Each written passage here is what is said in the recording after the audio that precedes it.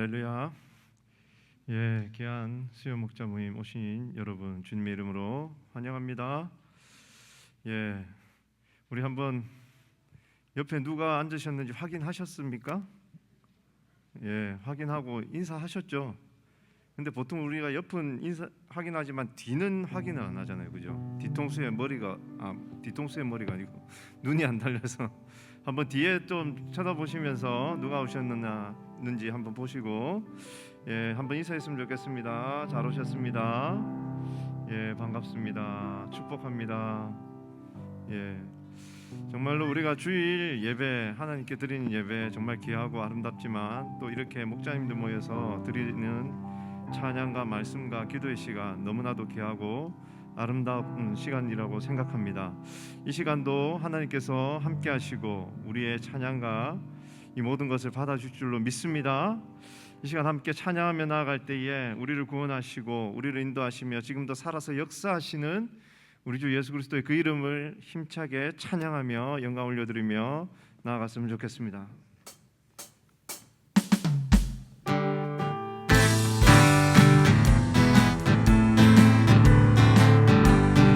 주 하나님, 주 하나님, 독생자 예수 날 위하여 오시었네. 내 모든 죄 용서하시고 죽음에서 부활하신 구세주 살아계신 주 나의 참된 소망 걱정 근심 전혀 없네. 사랑의 주네 갈 길 인도하니 내 모든 삶의 기쁨 늘 충만하네. 주 안에서 거듭난 생명 도우시는 주의 사랑 참 기쁨과 확신 가지고 예수님의 도우심을 믿으며 살리 살아계신 주 나의 참된 소망 걱정 근심 전혀 없네. 사랑의 주네 갈 길 인도하니 내 모든 삶의 기쁨 늘 충만하네. 그 언젠가 주뵐 때까지 주를 위해 싸우리라. 승리의 길 멀고 험해도 주님께서 나의 앞길 지켜주시리. 살아계신 주 나의 참된 소망 걱정 근심 전혀 없네. 사랑의 주네 갈 길 인도하니 내 모든 삶의 기쁨 늘 충만하네. 살아계신 주 나의 참된 소망 걱정 근심 전혀 없네. 사랑의 주네 갈 길 인도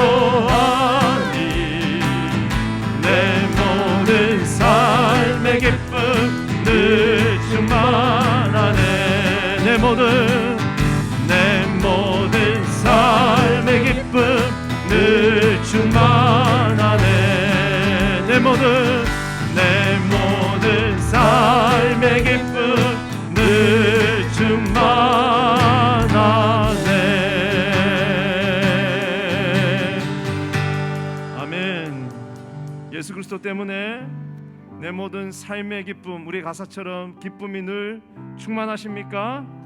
아멘. 예수 그리스도만이 소망이고 예수 그리스도만이 우리를 인도하시는 우리의 보호자요, 우리의 인도자인 줄로 믿습니다. 이 세상의 친구들 나를 버려도 나를 사랑하는 이 예수뿐일세. 예수 내 친구 날 버리지 않네. 온 천지는 변해도 날 버리지 않네. 검은 구름 덮이고 광풍이 일어도 예수 나의 힘 되니 겁낼 것 없네. 예수 내 친구 날 버리지 않네. 온 천지는 변해도 날 버리지 않네. 예수 내 친구, 예수 내 친구 날 버리지 않네. 온 천지는 변해도 날 버리지 않네. 괴로운 일 당해도 낙심 말아라. 영원하신 주 능력 나를 붙드네. 예수 내 친구 날 버리지 않네. 온 천지는 변해도 날 버리지 않네. 예수 내 친구, 예수 내 친구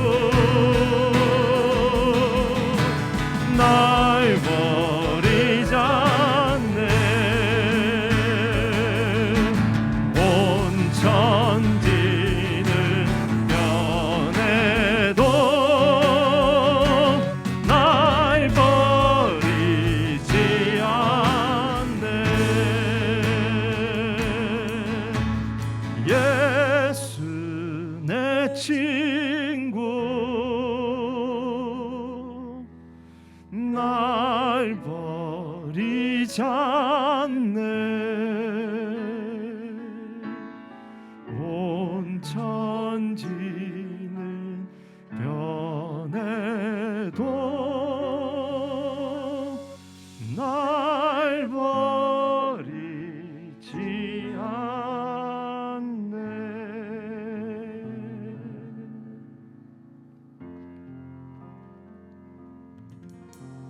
주님 다시 오실 때까지 나는 이 길을 가리라.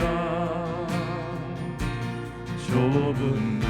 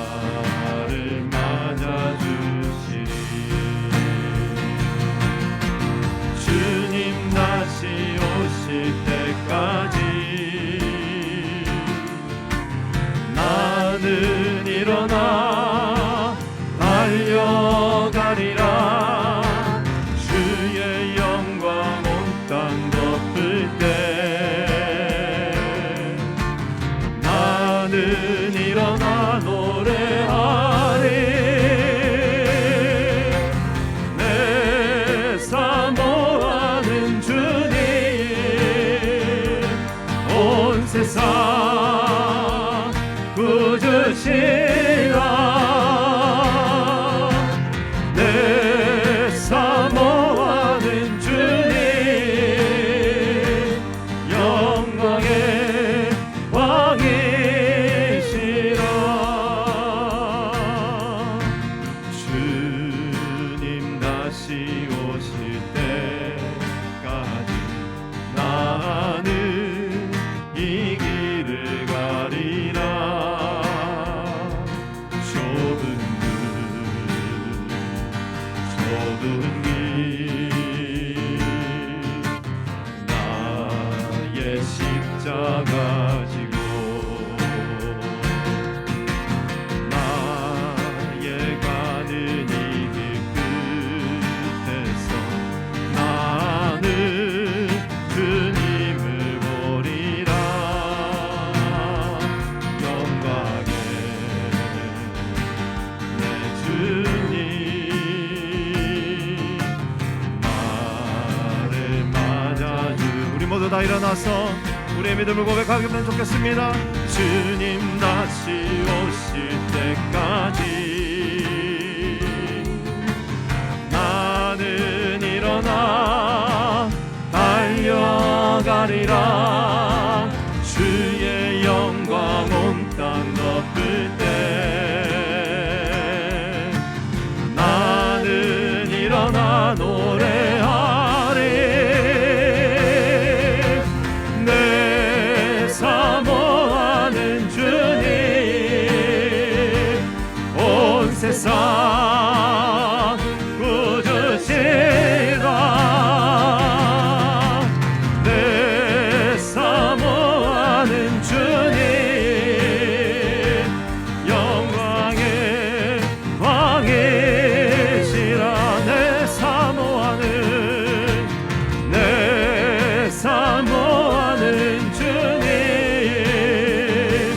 온 세상 꾸짖으시라 내 사모하는 주님 영광의 왕이시라 영광의 왕이시라 영광의 왕이시라 하나님, 이 땅에 다시 오실 주님을 고대합니다. 하나님, 이 땅에 살지만 우리의 번향인 천국을 바라보며 나아가는 우리의 삶이 되어줄 수 있도록 인도하여 주시옵소서. 주님 다시 오실 때까지 하나님 묵묵히 목자의 길을 하나님 주님 따라 나아가는 우리 모든 목자들 되어줄 수 있도록 함께하여 주옵소서. 약물이 교구 사역 가운데 하나님의 풍성한 은혜를 도와여 주시고 주님의 몸된 교회 가운데 하나님의 놀라운 은혜가 넘쳐나도록 함께하여 주옵소서. 감사하며 우리 구주 예수 그리스도의 이름으로 기도드리옵나이다. 아멘. 지난 금요일 목자 수련회 여러분 열심으로 참여해 주시고 또 같이 기도해 주신 거 감사하게 생각을 합니다. 저희들이 이제 새로운 회개인도를 시작을 하면서 조금 이렇게 변동이 일어났습니다. 그래서 우리 교구장님 중에 그동안 열심히 사역하시던 이제 교구장님들이 조금 이렇게 쉬시고 또 새로운 분이 다시 하시는 그런 교구가 한 2개 생기게 됐습니다. 먼저 우리 사무엘 교구를 섬기시던 김태웅 집사님 교구장 열심히 해주셨는데 조금 요즘 약간 그 수술 이후에 약간 몸이 편찮으셔서 잠깐 쉬시기로 하셨고 그 대신 이길수 집사님이 대신 교구를 맡게 돼서 한번 일어나시면 우리 한번 박수로 우리 환영해 주시면 좋겠습니다. 네, 감사합니다. 네. 우리 바나바 교구의 우리 박태웅 집사님 역시 열심히 해주셨는데 정말 열심히 섬겨 주셨는데 우리 잠깐 이렇게 좀 브레이크를 가지시기를 원하셔서 브레이크를 하시고 그 대신에 정종진 장로님이 대신 이렇게 하시기로 되셨습니다. 한번 두 분 다 같이 일어나면 좋겠습니다. 우리 한번 감사합니다라는 마음으로 우리 박수 드리겠습니다. 네, 감사합니다. 네. 아마 이렇게 교구장을 잠깐 브레이크 하실지라도 계속 같이 섬기시고 또 앞으로 또 하나님이 또 새로운 교구를 맡기시면 또 하셔야 되고 그래서 저희들이 교회 사역이라고 하는 것은 항상 이렇게 하나님이 주실 때마다 기쁜 마음으로 해주시고 그렇게 하면 우리에게도 기쁨이 되고 하나님께 영광이 될 것입니다. 여러분께서 새롭게 회개연도가 시작이 되기 때문에 우리 영무리별로 좀 더 이렇게 단합도 해주시고 기도도 해주시고 그래서 10월부터 모든 것을 좀 더 적극적으로 하면 좋겠습니다. 우리 하나님 말씀 같이 보겠습니다. 여호수아 24장 11절에서 18절까지 있는 말씀.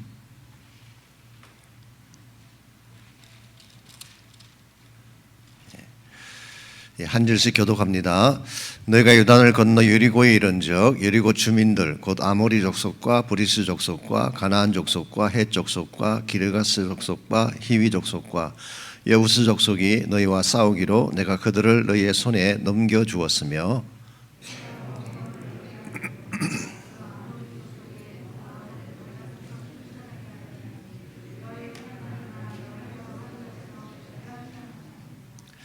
내가 또 너희가 수고하지 아니한 땅과 너희가 건설하지 아니한 성읍들을 너희에게 주었더니 너희가 그 가운데 거주하며 너희는 또 너희가 심지 아니한 포도원과 감람원의 열매를 먹는다 하셨느니라.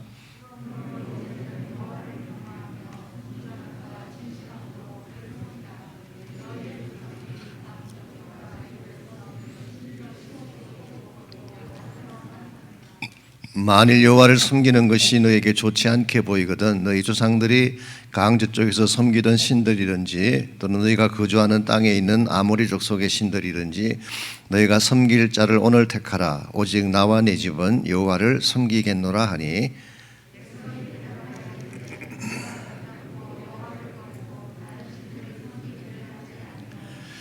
이는 우리 하나님 여호와께서 친히 우리와 우리 조상들을 인도하여 애굽 땅 종되었던 집에서 올라오게 하시고 우리 목전에서 그 큰 이적을 행하시고 우리가 행한 모든 길과 우리가 지나온 모든 백성들 중에서 우리를 보호하셨음이며 여호와께서 또 모든 백성들과 이 땅에 거주하던 아모리 족속을 우리 앞에서 쫓아내셨습니다. 그러므로 우리도 여호와를 섬기리니 그는 우리 하나님이심이니라 하더라. 아멘. 후회 없는 인생선은 그런 제목으로 제가 말씀을 준비했습니다. 후회라고 하는 것은 자신의 인생을 돌아보면서 이랬더라면 하는 그런 아쉬운 마음을 말하는 것이죠. 여러분에게는 후회할 것이 없나요? 아마 다 후회할 것이 있으리라고 생각을 합니다. 왜냐하면 우리 모두는 완벽한 삶을 살아온 것이 아니기 때문에. 그래서 돌아보게 되면 이때 이렇게 했으면 더 좋았을 걸, 저렇게 했으면 좋았을 걸 하는 후회의 흔적들이 많이 남아있죠. 그럼에도 불구하고 후회 없는 인생을 살 수는 한 가지 비결이 있습니다. 앞으로 우리가 후회 없는 인생을 살려면 이거 하나만 분명히 하시면 돼요. 하나님에게 인생을 걸면 후회하지 않을 수가 있습니다. 우리가 후회하는 대부분의 이유가 세상에 우리의 인생을 걸고 돈에 우리 인생을 걸고 혹은 사람에게 인생을 걸기 때문에 후회하는 것입니다. 그래서 세상도 완전하지가 못하고 돈이라고 하는 것도 우리를 늘 행복을 보장해 주지 못하잖아요. 그리고 사람이라고 하는 것도 우리가 의지를 많이 하긴 하지만 사실 사람 때문에 받는 상처가 얼마나 많이 있어요. 그래서 내가 그때 이 사람을 택했더라면 저 사람을 택했더라면 이런 것들이 우리 후회를 남기게 하는데요.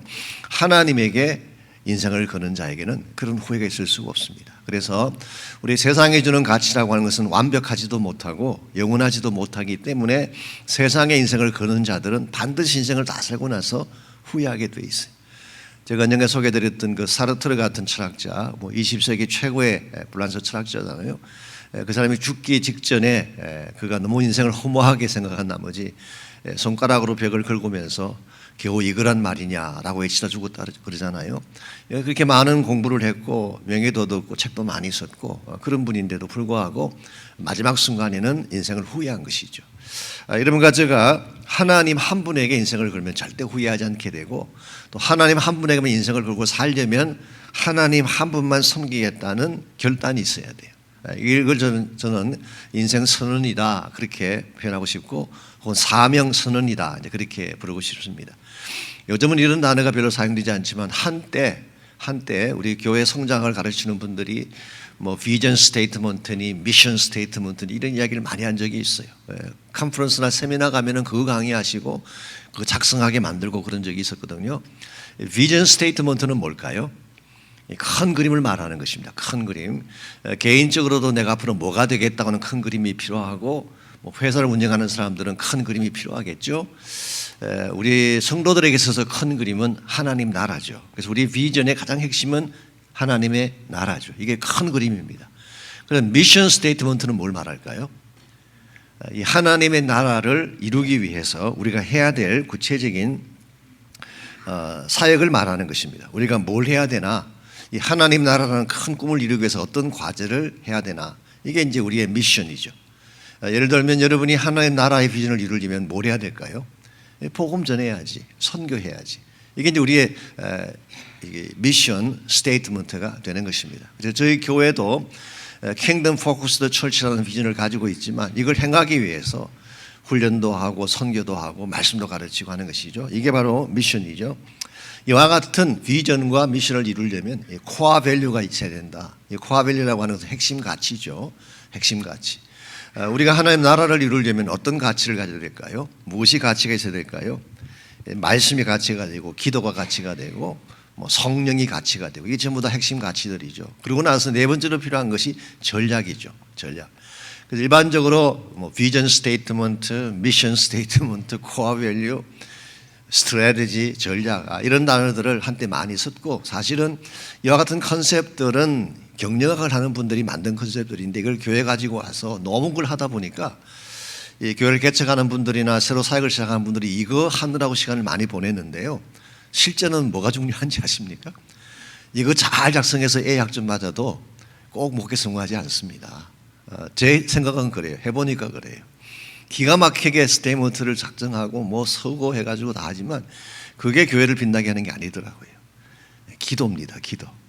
기도가 우리의 전략이고 성령이 우리의 파워예요. 동력이에요. 그래서 정말 하나님의 나라를 이루려면 우리 하나님 중심의 삶을 살아야 되고 기도하고 성령 안에서 하나님의 능력을 가지고 해야 되는 것입니다. 그래서 이 본문의 주제를 보시면은 후회 없는 인생을 살려면 바른 사명 선언이 필요한데 그것은 오직 여호와만 섬기겠다는 선언이다. 그렇게 정했습니다. 자, 본문으로 들어가겠습니다. 1번. 오늘 본문은 역사를 회고하며 여호수아가 남긴 마지막 메시지를 기록하고 있다. 여기서 여호수아는 어떤 사명 선언을 했는가라고 했는데요. 이 15절에 나오는 사명 선언을 보기 전에 먼저 1절부터 잠깐 보시면은 이것을 행한 장소가 나옵니다. 어디에서 이것을 했을까요? 세겜에 이스라엘의 모든 지파를 세겜에 모으고 했다 그랬어요. 이 세겜이라는 이 지역은 이스라엘 역사에 있어서 중요한 의미를 가진 그런 지역이죠. 창세기 보게 되면 아브라함이 처음 가나안 땅에 들어왔을 때 최초로 제단을 쌓은 곳이 세겜이에요. 그래서 이것은 아브라함 땅에 처음으로 하나님의 제단을 세웠던 곳이기 때문에 창세기 12장 6절과 7절에 나옵니다. 굉장히 중요한 의미가 있죠. 두 번째는 야곱이 자기 외삼촌 집에서 돌아왔다가 원래는 베델로 가야 되는데 베델로 가기 전에 세겜 땅에 먼저 머물게 되죠. 그러다가 자기 딸이 또 어려움을 당하게 되면서 세겜 땅을 떠나게 됩니다. 떠나기 전에 야곱이 거기에 지금까지 가지고 있던 모든 우상을 전부 땅에 파묻는 장소가 바로 세겜이에요. 그래서 세겜은 하나님께 제단을 쌓은 곳이기도 하지만 두 번째는 하나님을 잘 섬기기 위해서 우상을 척결했던 장소 그렇게 볼 수가 있어요. 세 번째로 중요한 의미는 가나안 땅에 들어온 이후에 여호수아 8장 30절에서 35절까지 지난번 다뤘던 내용인데요. 이스라엘 백성이 여리고성을 점령하고 아이성을 점령한 후에 언약을 다시 이렇게 체결하는 장면이 나옵니다. 에발산과 그리심산 그 중간 계곡 골짜기에서 이걸 했어요. 에발산과 그리심산의 중앙에 있는 이 장소가 어딜까요? 세겜입니다. 세겜 땅. 그래서 세겜 땅은 바로 에발산과 그리심산 그 중앙에 이스라엘 백성들이 모여서 신명기도 나오고 여호수아 8장에 다시 나와요. 언약을 체결했던 곳. 이런 장소이기 때문에 여호수아는 자기가 마지막 죽기 전에 이 장소의 백성들을 다 모아놓고 이스라엘의 전체 역사를 다 회고하고 나서 하나님만 섬길 것을 말한 후에 여기서 언약을 다시 체결을 합니다. 그래서 오늘 본문에 읽지는 않았지만 우리가 24장 25절을 잠깐 가보겠습니다. 24장 25절. 그날의 여호수아가 세겜에서 백성과 더불어 언약을 맺고 그들을 위하여 율례와 법도를 제정하였더라. 그리고 큰 돌을 가져다가 그것을 상수리 나무 아래 세우고 이 돌이 우리의 증거가 되리라 라고 해서 여호수아는 떠나기 직전에 이스라엘 백성들 앞에 이 세겜에서 언약을 체결하게 하고 큰 돌을 세워서 기념하게 하고 너희들이 이 언약을 떠나면 절대로 되지 않는다라고 하고 자기 생애를 마치게 됩니다. 이 장소가 세겜 땅이에요.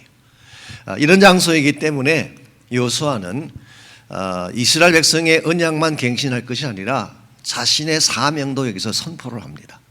그래서 15절 보면 우리 15절 하반부입니다. 오직 나와 내 집은 여호와를 섬기겠노라. 이게 바로 여호수아의 사명 선언문이고 바로 세겜 땅에서 모든 백성들을 모아놓고 선포했던 가장 중요한 신앙 선언이다, 그렇게 말할 수가 있습니다. 가끔 우리가 어떤 정기를 맞이하려고 할 때, 계기를 맞이하려고 할 때 선언을 하지 않습니까? 삼성 같은 경우도 옛날에 그 돌아가신 그 회장님이 하와이에 모아놓고 독일에 모아놓고 그 와이프회는 다 바꾸라, 그러면 아주 전격적인 선언을 했잖아요. 이제 그때부터 삼성이 발전하기 시작했다는 그런 말이 있는데요. 이 선언이라고 하는 것은 굉장히 중요한 결단의 장소이고 터닝 포인트가 될 수 있는. 그래서 여러분과 저의 인생에도 이런 사명 선언의 순간이 있어야 돼요. 그래야지 우리가 낭비하지 않고 그저 우왕좌왕하지 않고 바른 목적 향해 그래야 후회 없이 살 수 있는 거예요.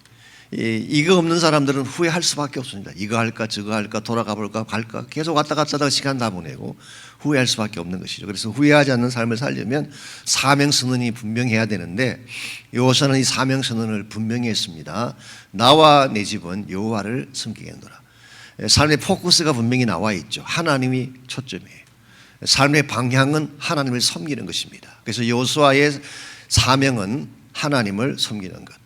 그리고 그는 삶의 의지를 가지고 선택을 합니다. 그래서 너희들도 택해라, 나는 여호와를 택한다라고 해서 그는 이와 같은 선택을 가지고 이와 같은 사명을 가지고 달려왔기 때문에 지금까지 여호수아가 달려왔던 길도 후회스럽지 않았고 앞으로 남은 생에도 후회스럽지 않아요. 그래서 여러분과 제 인생에 있어서 후회하지 않는 인생을 만드는 비결은 하나님만 섬기겠다고 하는 사명을 분명히 하는 것입니다.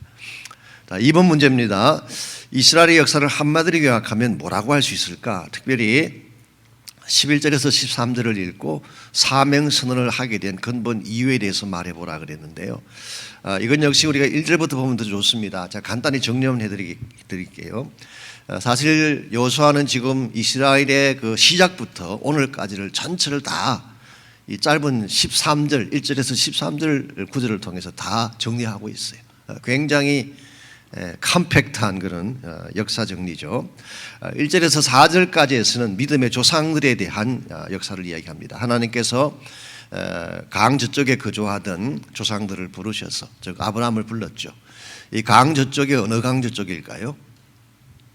강 건너편에 있을 때 불렀어요. 이 강이 유프라테스 강, 유브라데 강입니다. 그래서 아브라함이 갈대우르는 지금의 그 이라크가 있는 지역이죠. 바벨론 지역, 메소포타미아 지역입니다. 그래서 그 지역에 살고 있던 이 아브라함을 하나님이 부르셔서 강을 건너오게 하셨어요. 그래서 히브리인이라는 이름의 뜻이 뭐라고요? 히브류라는 말의 뜻이 뭔가요? 강을 건넌 자라는 뜻이에요.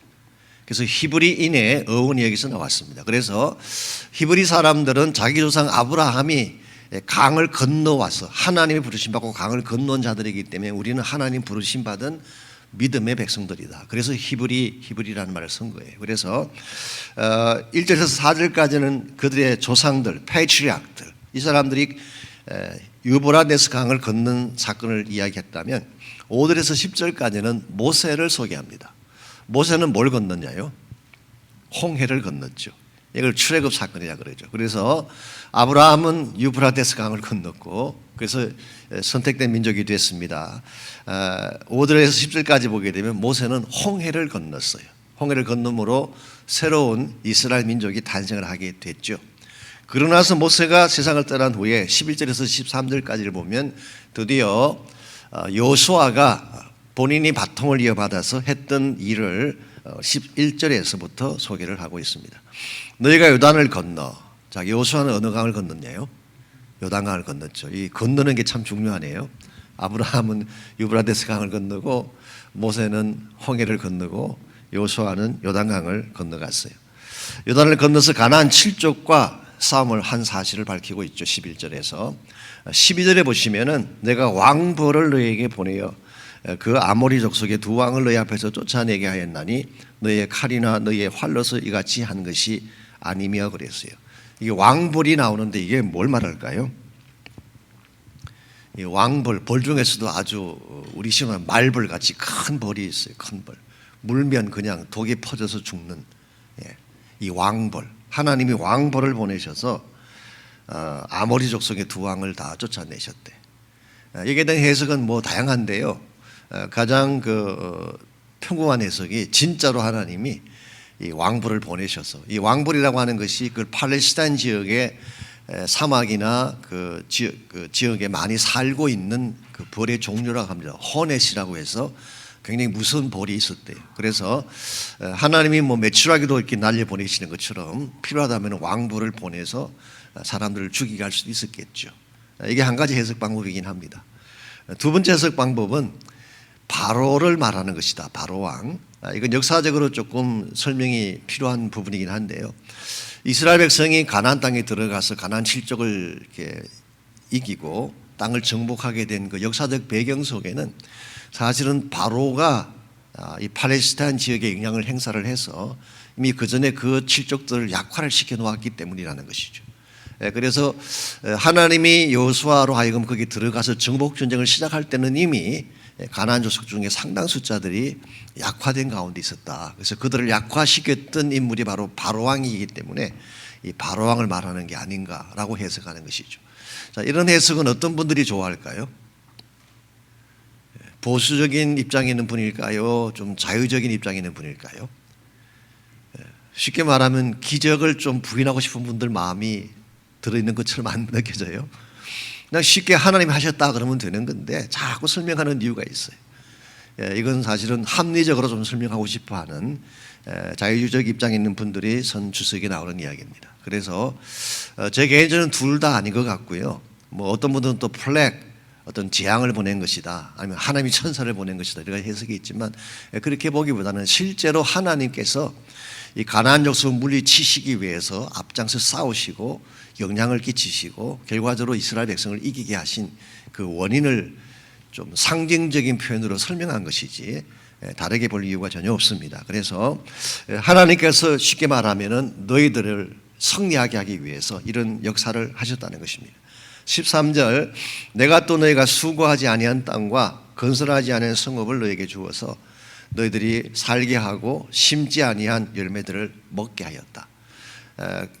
이스라엘 백성이 들어갔더니 살 지역도 있고 자기들이 심지 아니한 이렇게 열매도 먹을 수 있는, 자, 이 모든 걸 한마디로 요약을 하면 우리 1절부터 13절까지 이스라엘 역사 전체를 한마디로 통 정리를 하면 무엇 때문에 이스라엘 백성이 여기까지 왔다 그렇게 말할 수 있을까요? 오늘 하나님 때문인데 이게 바로 은혜라는 것입니다. 한마디로 은혜여서 그 말이에요. 이스라엘이 잘나서 여기까지 온 게 아니고 그들이 전략이 좋아서 온 게 아니라 하나님의 은혜다. 하나님의 은혜다. 이게 여호수아가 이스라엘 백성의 역사를 회고하면서 던지는 핵심 아이디어예요. 은혜다 그 말이에요. 은혜다. 그래서 사실 성경 주석을 보면 그렇게 설명이 되어 있어요. 1절부터 13절까지의 내가라고 하는 단어가 표현이 내가 하나님을 말하는데 내가 이렇게 했다는 이게 16차례 나온대. 16차례. 그 말은 이스라엘 백성 역사 가운데 하나님 빼면 없다는 거예요. 모든 건 다 하나님의 섭리 가운데 하신 거예요. 그래서 이와 같은 것이 이스라엘의 역사이기 때문에 여호수아는 이와 같은 하나님의 은혜에 합당한 삶을 사는 게 마땅하지 않는가라는 거예요. 이게 여호수아가 하나님만 섬기겠다고 선포하게 된 일종의 베이시스다 그렇게 말할 수가 있겠어요. 여러분도 마찬가지고 저도 마찬가지입니다. 이 은혜를 알지 못하면 하나님 섬길 수 없어요. 여러분이 그냥 무조건 섬기라고 하니까 뭐 아무것도 모른 채 섬긴다 그런 분은 안 계시잖아요. 그런 섬김 오래 가지 못해요. 군대에서는 그렇게 합니다. 시키면 시킨 대로 하라 그러면 왜 하는지도 모르고 의미도 없는데 그냥 땅 파라면 파고 다시 묻으라면 또 묻고 쓰레기 여기서 뽑아가 저기 묻었다가 저기 있는 쓰레기 다시 옮겨 그래도 그냥 하는 게 군대이긴 하지만 그건 오래가지 못하죠. 의미도 없죠. 여러분 하나님을 정말 섬기려면 은혜를 알아야 돼요. 은혜에 대한 인식이 없으면 진짜 섬길 수 없어요. 그래서 이스라엘 역사는 한마디로 은혜다 그렇게 말할 수 있습니다. 3번 문제 여호와만 섬기려면 무엇이 필요할까? 14절을 읽고 그것을 위해 꼭 필요한 것이 무엇인지 말해보라 그랬습니다. 14절 그러므로 이제는 여호와를 경외하며 온전함과 진실함으로 그를 섬기라. 너희 조상들이 강저쪽과 애굽에서 섬기던 신들을 치워버리고 여호와만 섬기라 그랬어요. 자, 여러분과 제가 여호와만 섬기려면 뭘 해야 될까요? 치워버릴 걸 치워야 돼요. 제거할 것을 제거해야 돼요. 강저쪽 조상들이 강저쪽에서 섬기던 신들이 바로 메소포타미아 지역에서 섬기던 신들을 말합니다. 그래서 아브라함도 매입이 거기 살 때는 그런 신들을 섬겼던 것 같아요. 섬겼던 것 같고 또 애굽에서 섬기던 신들, 애굽에도 신들이 많았잖아요. 그래서 너희들이 이제 새 땅에 들어와서 새로운 민족으로 여호와만 섬기는 민족이 되려면 과거에 섬기던 모든 신들을 다 지워야 된다는 거예요. 이거 지우지 아니하면 여러분이 하나님만 섬길 수 없어요. 그래서 영적인 그 불순물들을 다 제거를 시키라. 그래서 우리가 지울 것은 이와 같은 것인데요. 그 대신에 앞절에 보시게 되면 여러분이 하나님을 대적하는 것이나 하나님을 반대하는 것들은 다 제거를 해야 되지만 또 반대로 여러분이 마음속에 채워야 될 게 있어요. 뭔 채워야 될까요? 14절 전반부입니다. 여호와를 경외하며 그랬어요. 하나님을 경외하는 경외심은 여러분이 채워야 돼요. 이 경외한다는 말은 하나님을 두려워한다는 뜻입니다. Fear of the Lord. 하나님을 두려워한다. 즉 하나님을 우습게 여기지 않는, 하나님을 보면은 진짜 하나님의 하나님 되심 앞에 엎드릴 수 있는 자세가 경외함이에요. 제가 늘 강조를 드리긴 합니다만은 하나님 우습게 알면 예배 드리는 태도가 우스워져요. 아무렇게나 해요. 그냥 와서 대충 드리고 가고 하나님께 나올 때의 정성이 없어지는 이유가 이 경외감이 없기 때문에 그런 것입니다. 여러분이 만일 진짜 중요한 사람 만나러 간다 그러면 어떻게 하시겠어요?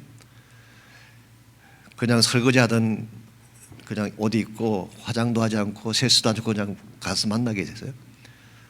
그런 사람 아무도 없을 겁니다. 여러분이 상대방이 존경스러운 만큼 준비를 철저하게 할 거예요. 마음가짐도 철저하게 하고 시간 늦게 못 갑니다. 먼저 가서 기다리면 기다렸지. 이 경외감이라고 하는 것이 사실은 영성의 핵심입니다. 파이어티. 영성의 핵심이 경외심이에요. 그래서 경외하는 마음. 두 번째로 온전함. 하나님은 여러분의 온전한 마음을 원하지 절반의 마음을 원치 않으세요. 그래서 wholeheartedly, sincerity 이게 온전함이에요. 그래서 우리가 예배를 드리든 찬양을 하든 온전하게 할 때 영광이 되는 것이지 대충 하는 것은 하나님 기뻐하지 않으세요. wholeheartedly. 세 번째로 진실함, truthfulness, 거짓이 없는 믿음. 이와 같은 것들은 우리가 마음에 담아야 될 거예요. 그래서 우리 심령 속에 진짜 담아야 될 영적인 퀄리티는 담고 제거해야 될 세상 것들은 다 제거해 버릴 때 하나님만 섬길 수 있어요. 4번 문제. 사실 4번 문제는 3번까지 연결이 되는 것인데요. 우리가 왜 다른 신들을 다 제거시켜야 되는가에 대한 말씀을 4번이 다시 조금 더 다루고 있습니다. 유일신과 단일신 사상은 다르다. 어떤 차이가 있으며 오직 한 분이신 하나님을 섬기려면 무엇이 필요할까라고 물었는데요. 그 히브리 사람들의 신관, 유태인들의 신관은 모노티즘이에요. 유일신 사상입니다. 유일신 사상. 유일신 사상과 비슷하지만 다른 것이 단일신론이에요. 이걸 우리가 히노티즘이라고 합니다. 히노티즘. 히노티즘이라고 하는 이 표현은 유일신이라는 건 이런 것입니다. 하나님은 한 분밖에 없어요. 하나님 외에 나머지는 다 하나님이 아니에요. 오케이? 하나님이냐 아니면 뭐 부처냐 이런 선택에 대한 문제가 아니라 하나님은 한 분밖에 없어요. 선택의 여지가 아니에요. 절대적인 거예요. 이게 모노티즘이에요. 오케이? 헤노티스트들은 여러 신들 가운데 본인이 믿을 신을 택하는 경우를 헤노티스트라고 이야기합니다. 예. 그래서 헤노티즘은 유일신이 아니라 단일신, 나에게 있어서 내가 믿는 신은 하나밖에 없지만 다른 분들이 믿는 신들도 있다는 거예요. 다 인정해 주자는 거예요. 그래서 오늘날 우리가 지금 계속 듣고 있는 그 종교 통합주의자들이 가진 신관이 헤노티스트예요. 다른 신들도 다 그들 나름대로 다 믿는 신들이 다 있다. 근데 나는 하나님을 택했다. 이 경우는 모노티즘이 아니고 헤노티즘이에요. 이해가 되시나요? 예. 이걸 아는 게 참 중요합니다. 중요합니다. 자, 아브라함이 어디에서 여호와를 만났나요? 하나님 부르심 받은 장소가 어디였어요? 우리 창세기 11장에 보게 되면 그들이 하란에 있을 때 하나님 부르심, 즉 가나안 땅에 들어오기 전이에요.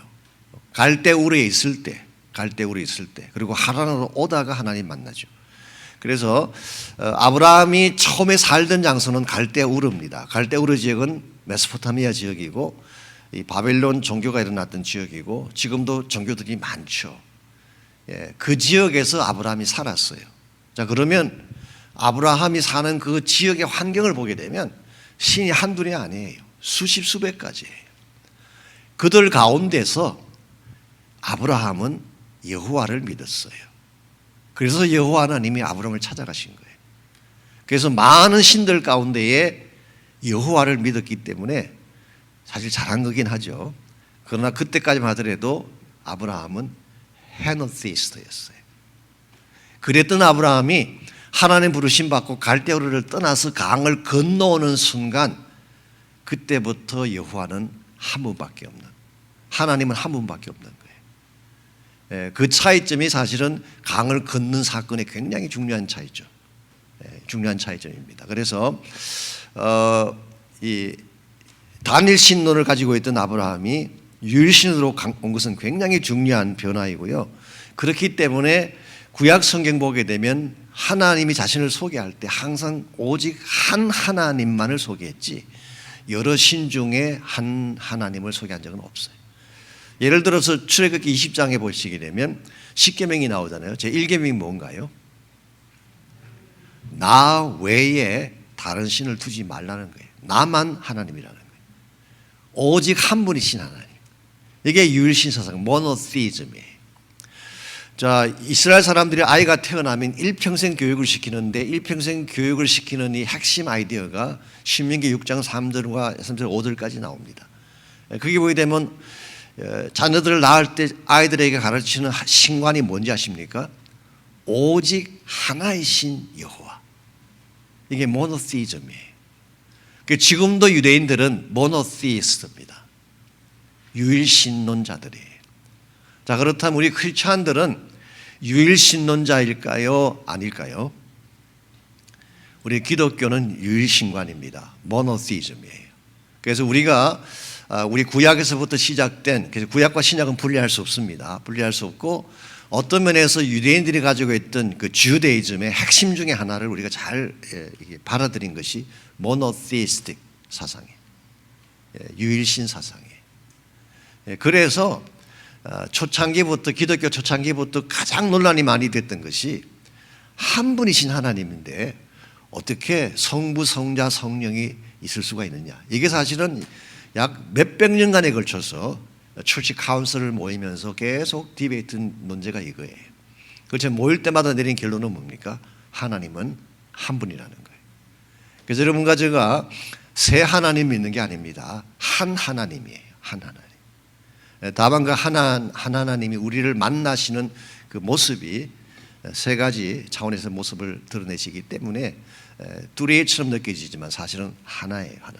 그래서 오늘 본문에서 여러분과 제가 한 분이신 하나님을 섬겨야 된다면 우리 15절에 보시면은 택하라는 말씀이 나와요. 여러분이 하나님 한 분만 섬기려면 하나님 한 분만 택해야지 하나님도 택하고 in case 보험 들듯이 또 부처도 택하고 모슬람도 택하는 것은 아니에요. 한 하나님만 택해야 돼요. 그래서 우리 기독교 신앙은 선택인데 이 선택은 절대적입니다. 둘을 택할 수가 없어요. 하나밖에 없어요. 하나밖에 없어요. 그래서 우리가 정말 하나님만 섬기려면 하나님에 대한 절대적인 우리의 선택이 필요하다라고 말할 수가 있겠습니다. 자, 5번 문제. 사명자의 삶을 살려면 능력이 필요한데 그것은 어디에서 오는 것이며 언제 누릴 수 있는 것인가 라고 했습니다. 우리 16절에서 18절까지를 보시면요, 특별히 17절과 18절을 보시면은 이스라엘 백성을 이렇게 지금까지 애굽에서부터 이끌어내신 후에 인도하신 그 하나님에 대한 구체적인 액션들이 나옵니다. 17절입니다.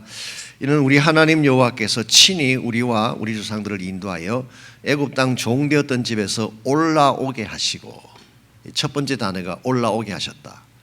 이걸 우리가 bring out, brought, 그냥 그렇게 영어로 번역할 수도 있지만 어떤 영어 번역 봤더니 rescued, 우리를 건져내셨다, 그렇게 번역을 했어요. New Living Translation은 rescued. 그래서 하나님은 일단 이스라엘 백성을 건져내셔서 구원해 주셨어요. 두 번째로 이적을 행하셨어요. 건지시고 한 게 아니라 하나님의 초자연적인 능력을 집행해 주셨어요. 세 번째로 보호하셨어요. protected. 그리고 네 번째로 18절 우리의 모든 대적을 쫓아내셨어요. cast out.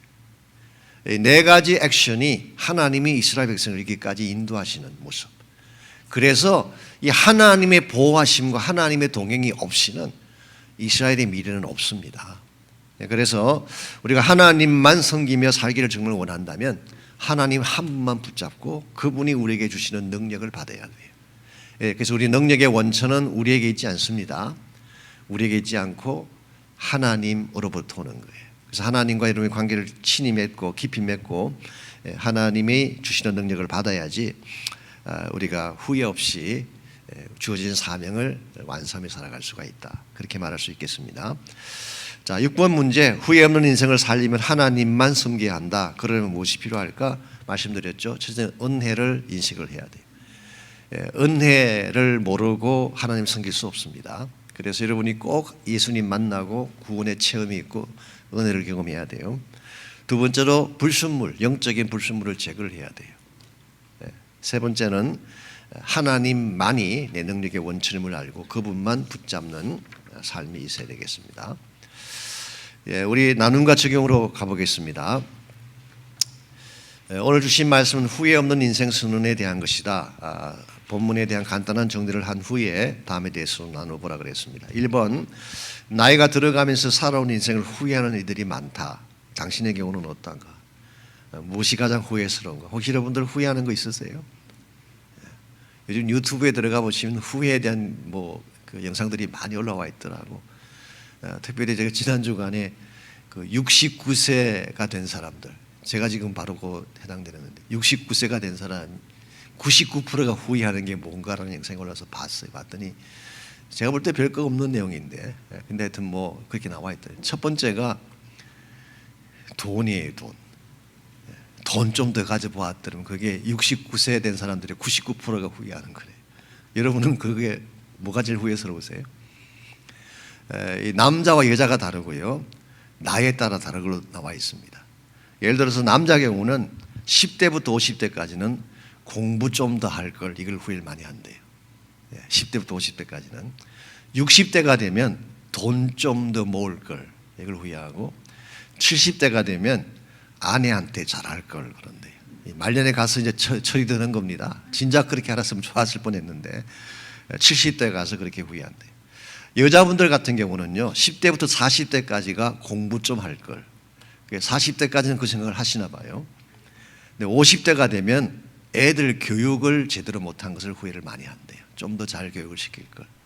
또 어떤 여자분들은 결혼에 대해 후회하는 분들이 계시다. 50대 와서 그렇게 한대요. 60대는 애들한테 더 잘할 걸. 역시 자녀들에 대한 후회가 여자분들이 가장 큰 것 같습니다. 70대가 되면 먼저 간 남편에게 잘해줄 걸. 그래서 우리 여자분들이 70대가 되면 그때는 남자들이 대부분 떠났을 때가 온다는 걸 암시적으로 이렇게 보여주고 있네요. 먼저가 남편에게 잘해줄 것.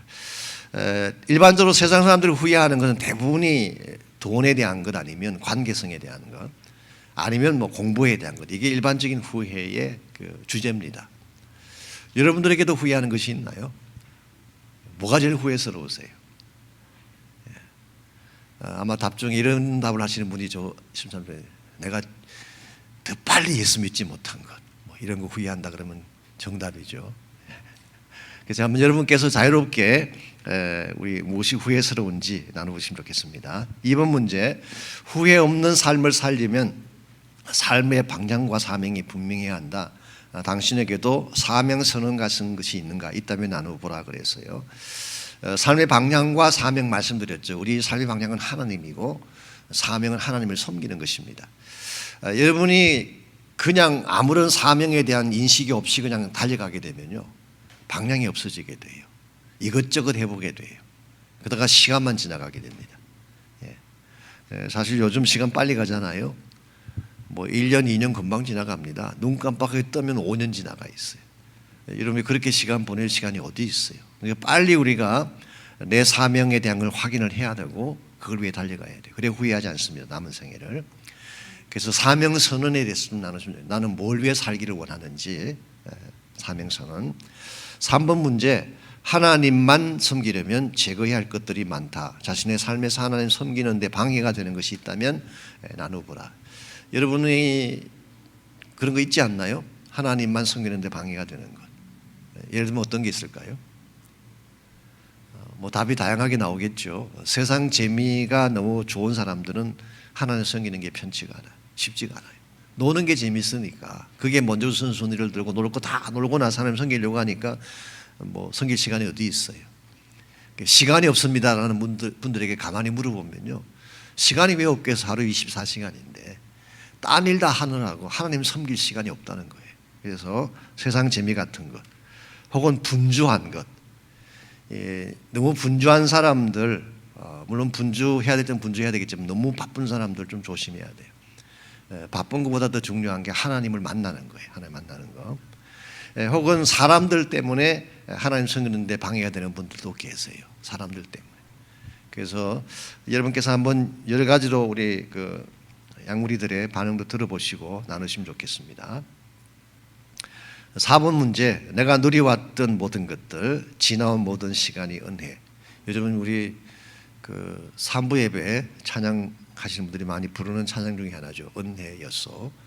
그래서 이번 주일 제가 이걸 한번 불러볼까 그러는데 우리 1부, 2부도 괜찮겠죠? 새로운 찬양을 안 부르다 보니까 늘 불렀던 건 부르게 되고 이게 한계가 있어서 좀 배우는 것도 필요한 것 같습니다. 그래서 이번 주에는 은혜였소 한번 불러보면 좋겠습니다. 우린 당연시 하는 게 너무 많습니다. 내가 지금 살아온 게 다 당연한 줄 아는데 실제로 하나님의 은혜예요. 은혜. 그래서 내가 존재한 것도, 내가 건강한 이유도, 우리 가족이 있는 것도, 내가 예수 믿은 것도 다 은혜잖아요. 그 이스라엘 백성 전체 히스토리를 한마디로 은혜라고 요약했던 것처럼 나의 인생도 한마디로 랩업하면 그레이스, 은혜예요. 이걸 안다면 어떻게 살아야 될까요? 은혜에 합당한 삶을 살아야죠. 은혜에 부끄럽지 않도록. 그래서 만일 우리 크리스천들 가운데에 지금까지 내가 이렇게 크리스천 삶을 살아오면서 받기만 했고 한 번도 준 것이 없다고 생각하는 분이 계신다면 이거 큰 문제입니다. 받기만 하고 더 안 준다고 계속 클레임만 하고 살아왔다면 이거 문제가 있는 거예요. 그래서 처음 나왔을 때는 받는 게 중요하죠. 어린아이 때는 그게 중요합니다. 중요하지만 우리가 좀 성숙해져가고 철이 든다는 이야기는 이제 나도 갚으며 살아야 되겠다는 거죠. 하나님의 은혜에 갚으며 사는 것.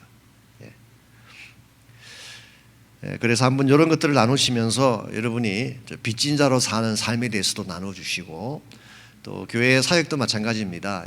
이제 처음 나오신 분들은 교회가 주는 혜택을 받고 싶어하고 누리고 싶어하고 늘 그런 게 사실 당연한 거죠. 당연한 거지만 이제 우리가 조금 더 신앙생활이 깊어져가고 하나님의 은혜를 알게 됐다면 이제 내가 뭘 줄 수 있을까? 어떻게 섬길 수 있을까?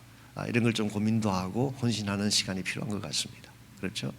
그래서 이제 교구 사역도 우리가 늘 이제 모여서 이렇게 나누고 참 좋긴 한데요. 우리끼리 늘 모여서 나누는 것 외에도 이제는 좀 섬김에 대한 것도 관심을 가지시고, 우리가 나누긴 하지만 양무리를 든든하게 하기 위해서 나누는 시간이 필요하긴 하지만 또 교회가 필요로 하는 부분에 우리가 어디 가서 섬기면 좋을까, 이런 이야기도 같이 나누시면 더 성숙해지지 않을까 그렇게 생각을 합니다. 됐죠? 자, 우리 기도 제목입니다. 새로운 회개 연도가 시작이 이제 됩니다. 10월부터 이제 오는 주일부터 시작이 되고, 우리 2021, 2022년도 새로운 회개가 시작이 되기 때문에 직분자들도 우리 오는 주일날 우리가 임명도 하고, 또 교우당들이 새롭게 세워지고, 또 목자님들도 우리 지난주까지 우리 그 목전을 마치시고 우리 목자 수련회 했지만 이제 새로운 마음으로 우리 온 교우가 다시 좀 한 마음이 되어서 뜨겁게 사역할 수 있도록 기도해 주시면 좋겠습니다.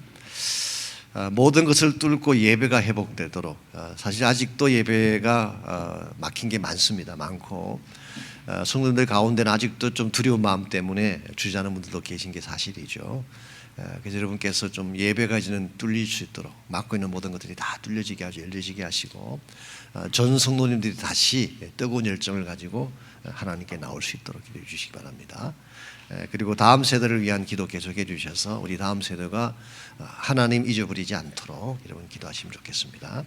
같이 이 세 가지인데, 특별히 우리 다음 회개를 놓고 기도하시고 예배를 위해서 함께 기도하고 마치도록 하겠습니다. 같이 기도하겠습니다. 하나님 감사합니다. 저희들을 사랑해 주셔서 은혜로 구원해 주시고, 하나님 은혜가 아니면 달려올 수 없는 길을 달려오게 하신 것 감사합니다.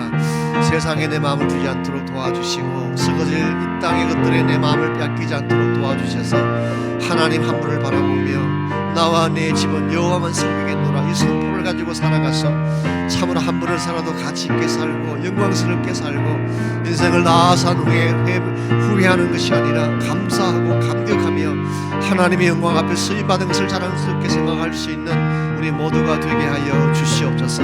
이제 새로운 회개가 시작되어집니다. 우리 하나님 기름 부어주시기를 원합니다.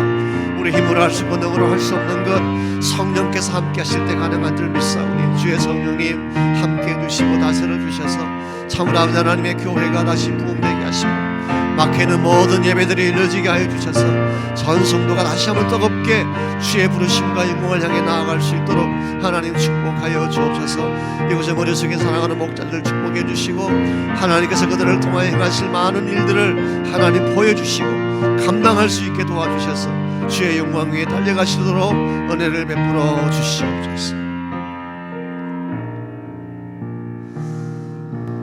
하나님 감사합니다. 하나님 은혜로 여기까지 달려왔습니다. 우리가 잘나서 달려온 것도 아니고 당연하기 때문에 주어진 축복이 아니라 하나님의 말로 다 할 수 없는 사랑하심과 은혜 때문임을 고백하오니, 이제 이후로 저희들이 은혜에 합당한 삶을 살 수 있도록 우리 모두를 인도하여 주시옵소서. 세상의 마음 빼앗기지 않게 하시고, 썩어질 물질의 마음 빼앗기지 않게 하시고, 주의 영광과 부르심의 사명을 향해 달려갈 수 있는 우리 모두 되게 하여 주시옵소서. 새 회개를 축복해 주시고, 새로 또 하나님 섬기기를 작정하는 모든 목자님들과 우리 교우장님들 기름 부어 주시고, 모든 교구마다 모든 양무리마다 새로운 부흥과 변화가 일어날 수 있도록 은혜 베풀어 주시옵소서. 예수님의 이름으로 기도하옵나이다. 아멘.